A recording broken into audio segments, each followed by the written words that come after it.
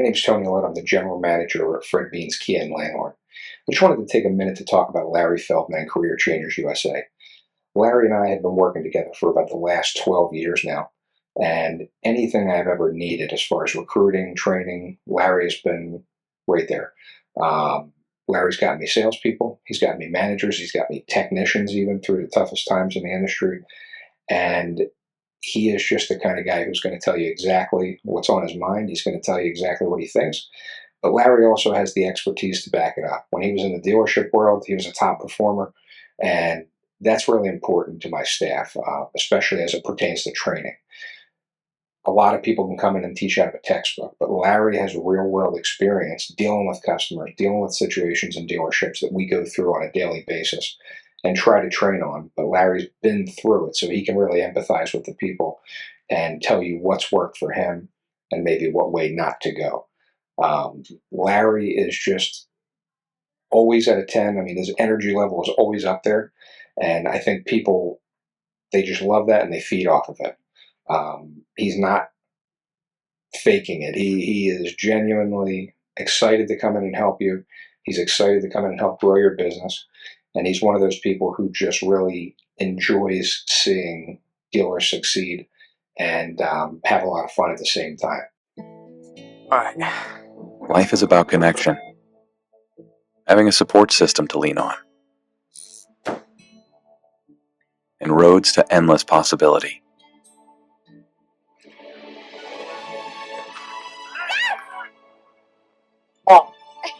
At every turn, guiding the way, we are building the connections that move you.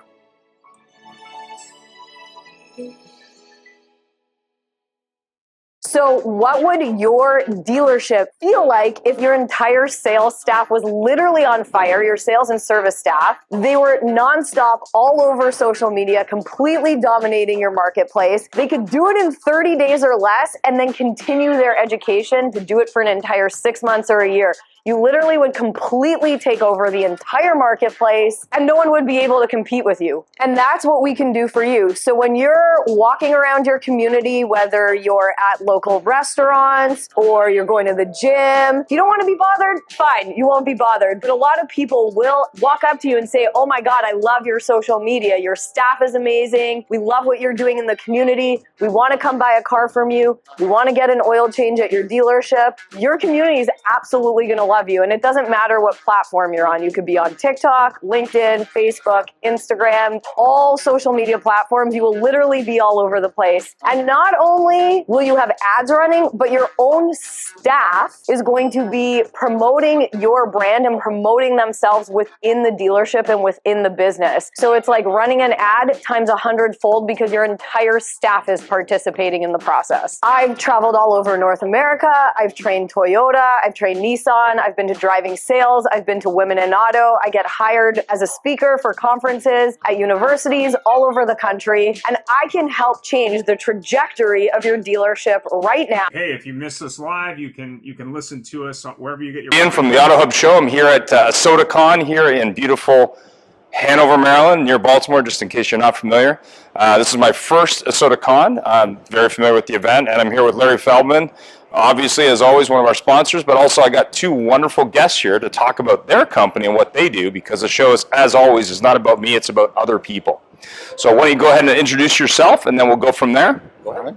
My name is Derek Garber. I'm Vice President with Haig Partners, and we are a national advisor to dealers who are looking to buy or sell their dealerships. Oh, okay.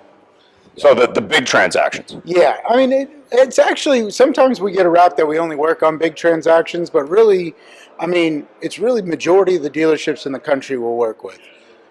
Oh, okay. So it could be like a motorcycle dealer, a boat dealer. No, not as much. Mainly on the auto, RV, or heavy truck side. And really our sweet spot is anywhere between 20 million and $1 billion transaction. So the really big money. Yeah. That is right, yeah. And I'm Jason Crouch. I'm managing director at Haig Partners out of Denver. Okay. So And what do you do? basically the same thing. Yeah, we were out consulting with dealerships, dealer owners across the country, helping them basically look to optimize their portfolio or exit the business if that's their choice at the time. Right. And so we put together the buyer and the seller and help proceed the transaction. So from a point of view of acquisition, whether it's a small dealer group buying more stores or whether it's maybe a mom and pop store who maybe is looking to get out because either their kid doesn't want it or maybe they don't have children, what's your advice to them in terms of, what's the best advice from a point of view when they should sell or how they do that? What do you think? It's a highly personal decision. Everyone has their own reasons. We don't necessarily push anyone in any particular direction. We help them basically just make the decision when it's right for them is probably the best advice we would say. So usually when they're contacting us or it's maybe a few years out, we'll give them ideas about what it might look like to exit. What are some of the things that they want to take care of now versus later. But really we're there to show them that we know what we're doing in the business. We can help them proceed with the transaction, but ultimately the decision has to rely with them. Understood. I come from a family history in the car business. My grandfather owned a number of stores. My cousin still owns a store. At one point, I think we owned 5 rooftops, including a Volkswagen store, a Honda store, different stores. But when you're looking at it, and it's interesting because my grandfather started the stores and my uncle and then my cousin, I've been in the business myself. When you're looking at that and you have, let's just say you have 2 children and they don't want to do it for whatever reason, what's your advice to them as to when they should do that? I mean, I've seen dealers that are 80 still running stores. I mean, what's your thought there? And really, what I was going to add to that last question as well is that the decision to sell is almost never financial. Right. It is an emotional decision. There's very little asset classes out there that can beat the returns of a dealership. That's why our industry is so beautiful. Right. And the decision comes down to, am I emotionally done with this business? Have I completed my legacy? Have I done what I've gone out to do? Set my goals. And when it's different for everyone. Look at guys like Roger Penske. Yeah. I mean, that man's gonna work until it's over. And then you've got other people that, they have different goals and different strategies for the end of their life, and they want to spend more time with their kids, their grandkids, experience traveling, because working in the dealerships, they're there 6-7 days a week, and that's their baby, that's their life. And, sometimes you reach that point where, the money's great and the success is great, but you want to enjoy some other things. Understood. I mean, it was funny. I had the opportunity last year to meet a famous person where I used to live. He owns 18 stores and employs about 60,000 people, but he started in the car business. He's 94, still works, to your point, 7 days a week. I'm not sure if his kids are going to be in the car side of his business. He owns multiple businesses, but the question I had was around dealerships that maybe just sell the business but not the land versus selling the entire kit and caboodle. What's your advice there? What's your thoughts? So it's an interesting one. We have been seeing that strategy start to take off a little bit. People participating in the sale leasebacks, and it is a good option for some people. But they do have to realize it does hurt them on the exit. In acquisitions, dealers want to own the real estate. They've seen the value increase on the real estate side over this past 10, 20, 30 years. And sometimes it's just as large as the blue sky, the gains on the real estate. And also with all the OEM requirements of constant renovation, image requirements, you don't want to be investing all that money into someone else's business if you're acquiring a new store. So it's, leased property does add some complexity to a transaction. So your advice would be to not do that ideally? It depends. If you're looking to expand and grow and there's no other option for you other than you've got 4 dealerships you're looking at an acquisition opportunity of 4 more, and you don't have the capital to do it, then a sale leaseback does work very well for that. Right. It's just 10, 20 years down the road when you go and sell it, it does add some complexity. But if you can get the gains in creating more income, then it offsets that. And in terms of, let's just say I'm a young individual and I want to get into the car business, and maybe I don't have a family history, what we like to call PhD, Papa has dealership background. What's your advice to someone who, say, just wants to start with one store? Like, do you handle those kind of transactions? We do. We have buyers that are obviously entering. They're either high-performing GMs somewhere that are trying to find their first store, and it's much tougher today than it was 20 years ago to make that transition and buy out an owner or buy your first store. But we do see opportunities for folks to get into business, as Derek was mentioning. The sale leaseback piece. So if you're a seller and you're holding on to the real estate, that does hurt the transaction a bit. But you can negotiate something up front if that particular buyer needs help acquiring it. You can say, okay, I'm going to set it up as a lease for the first 5 years. We'll settle today on a price, and then there's a terminal, lease where we're going to buy it at a set price at a time, and that helps the buyer acquire. Some of the other things that we've seen, obviously, is the bank lending, some capital injection from equity, maybe partners. And then there's some of the F&I programs out there that allow you to advance against future contracts that you're selling, right? And so there's ways to bootstrap a dealership opportunity for a first-time buyer. It's still significant from the equity injection, but there are opportunities, and we do work with those buyers in certain transactions. So are there certain OEMs that you'd recommend those type of buyers look at as sort of, maybe an easier starting point versus other OEMs? Do you have any thoughts on that? Yeah, everybody wants to go. I guess the saying I heard yesterday was everybody wants to go to Plano, right, and talk to Plano. So we know that they're talking about Toyota, right? Yeah. And it's like, that's a fantastic franchise, of course. There's probably less expensive franchises out there. But even with that, I mean, Toyota's got some fantastic programs too, where if you're a high-level, high-performing GM, and you raise your hand and the region leadership knows you, they will sponsor you into a program. They've got investment arms that will help dealers get into programs. I know there was a Lexus dealer out in LA that used a Toyota Lexus dealer investment arm, ended up working through the transaction within like 5 years on a very high-value store. So it's really about, I think all of the different OEMs have programs to identify top talent that's already in their network, that already knows their leadership team, knows how to operate, and then kind of get them into an ownership scenario. So my advice to those people would be really to work with your regional sales teams on the factory side and make sure that they know what your intentions are, and get sponsorship from your owner, of course. Right. So what about on the funding side? So let's just say, for example, I own dealerships already. I wanted to add, I don't know, maybe 2-3 more dealerships. Do you guys help on that side? Do you have connections on that side to help that dealer? Maybe if you need some bridge financing or something to that effect? Yeah, well, we do have connections. We work with a lot of the, really family office private equity firms that are in our space right now. And it's more on the equity side. So, so if someone wants to sell 30% of their business for an injection of capital, we have the connections and we'll help sell that equity portion. And what about dealers, thanks for that, what about dealers who are, say, looking at buying stores in other countries, say, for example, Mexico, Canada, Europe? I've seen a lot of lately, as we've seen dealers look for properties that maybe they can't find in their market. Or one of the groups, I think it's Foundation Auto, has been doing the reverse. So they started in the Canadian market, and then they moved to the U.S., and now they're buying everywhere in different areas. I mean, what's your advice for those dealers who maybe want to grow outside of the borders of the United States? So the United States is a lot for our firm to handle at this point. We've got 17,000 dealerships here. Yeah. It keeps us pretty busy. And the market dynamics are so different state to state. I couldn't even imagine international. We have not at this point handled any international transactions. That could be in the future, but we've not done that yet. Understand. So I guess the other question on the retail piece, do you ever handle any, say, a new car franchise who wants to buy, say, large used car dealers? Do you ever do any of that?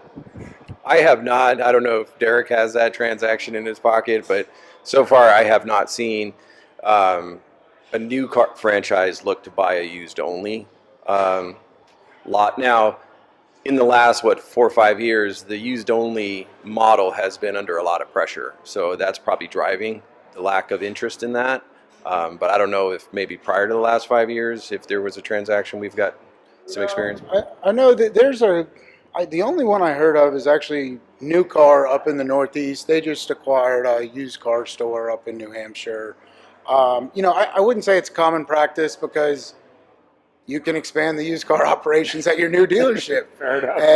And you've got OEM support now behind it. So, I don't, there could be benefits, but it's not common.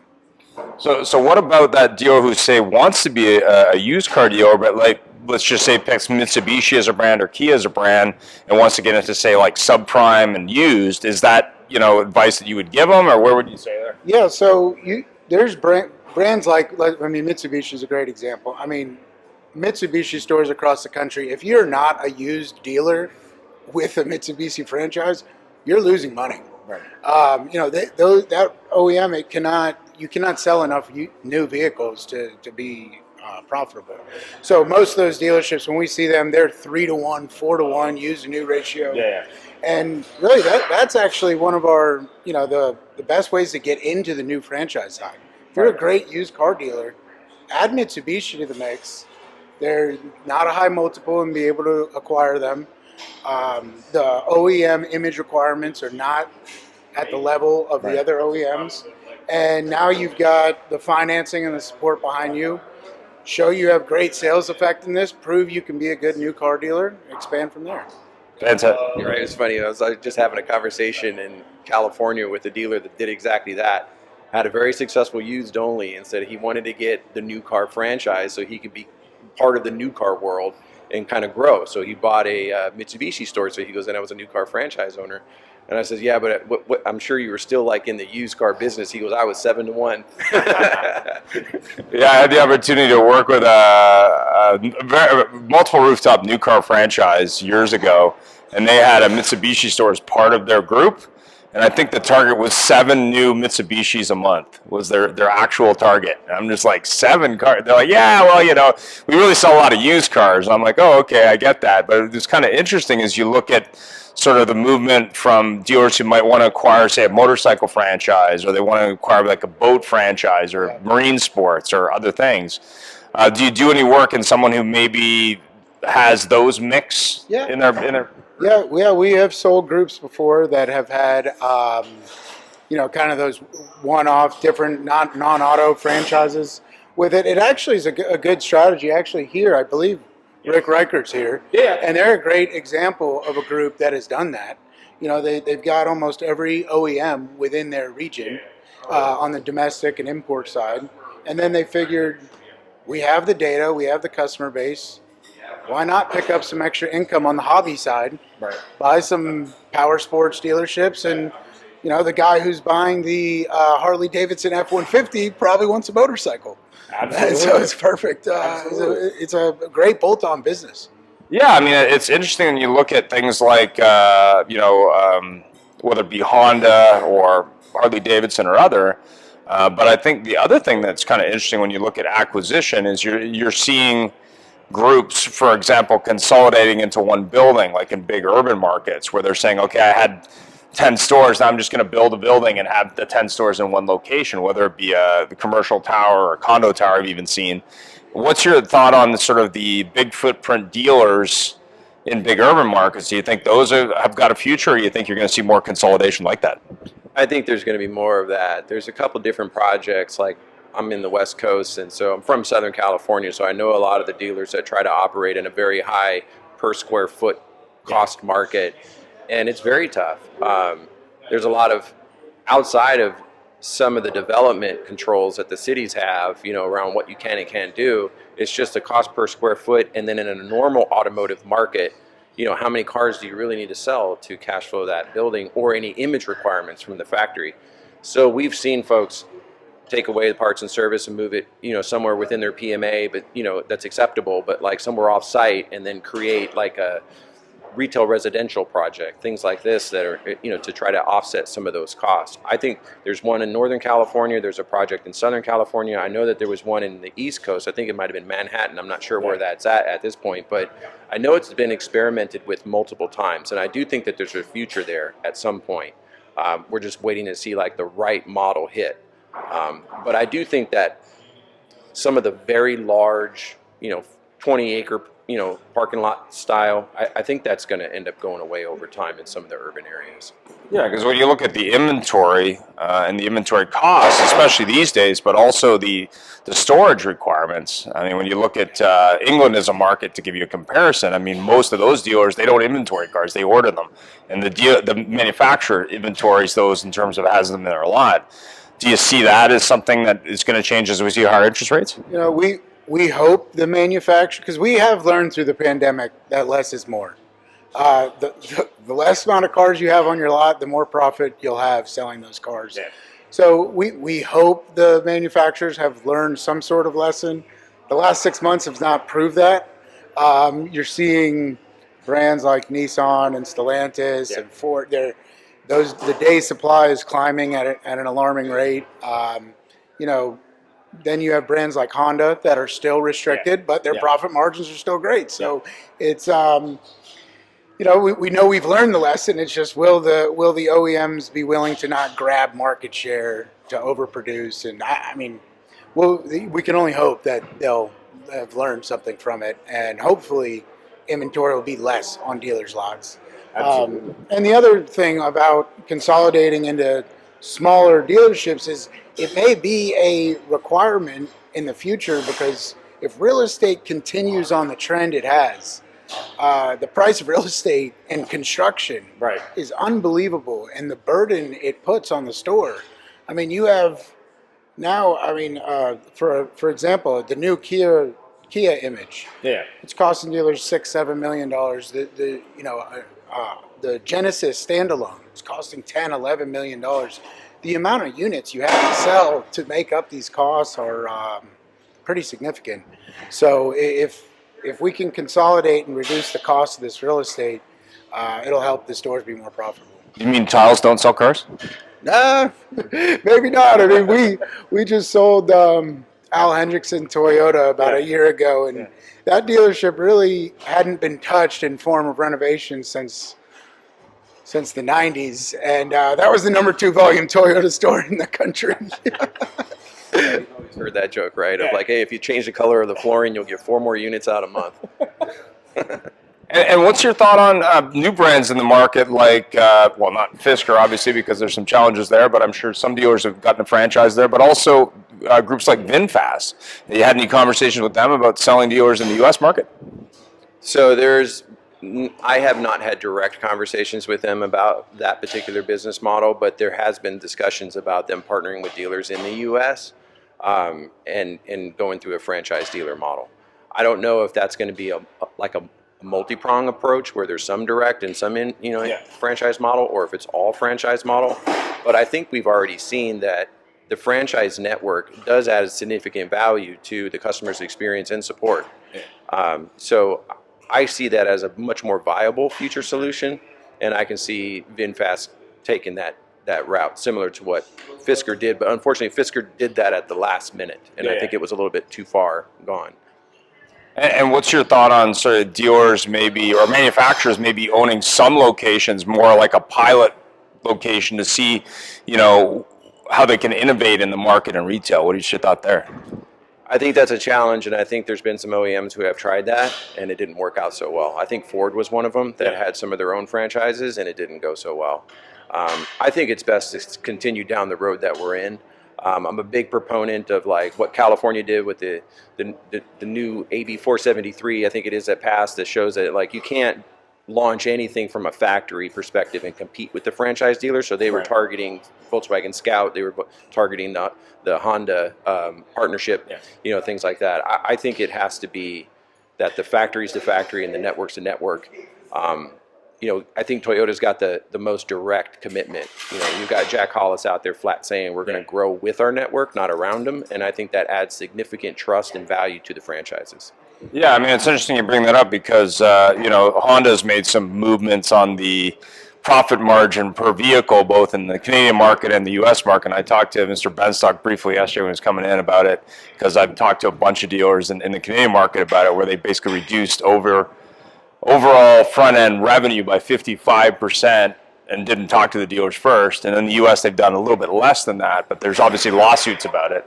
But the question for from me to dealers when I talked to them about it was, well, what was the justification? They said electric vehicles. That was what their argument was, which was kind of interesting. But at the end of the day, I think you're going to see an evolution of that model when it comes to real estate, when it comes to flooring, when it comes to profitability and probably service. Do you see dealerships of the future being a lot different in terms of how they look in, say, 10 years, 15 years?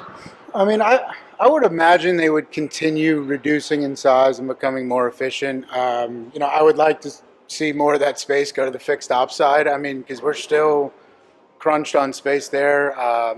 That's a highly profitable side of the business that can keep expanding. But, really, I mean, for the consumer, I think it's worked out pretty well. You have a showroom to display the products. You have your waiting area for service. And you've got your service bays in the back, and I think, it's hard to guess what it'll be, but I could imagine that it's going to stay pretty similar for at least the next 10 years.